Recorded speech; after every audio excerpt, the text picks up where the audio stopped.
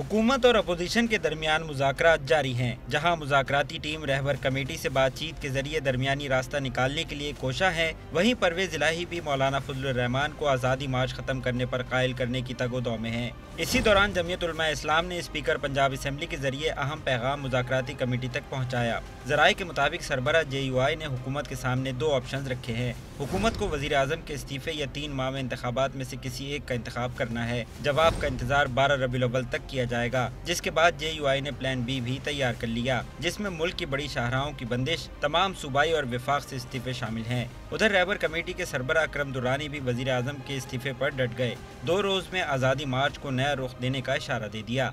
इमरान को जाना पड़ेगा, उसके अलावा इस्तीफे के बगैर कोई दूसरी बात चलने वाली नहीं है।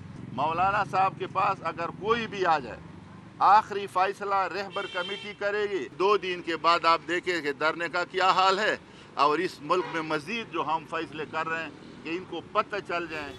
दूसरी जानिब हुकूमत ने अपोजिशन की अगली स्ट्रेटजी पर अपने इंतजामात करना शुरू कर दिए। तमाम सूबों समेत विफाक में हिकमत अमली मुरतब की जा रही है।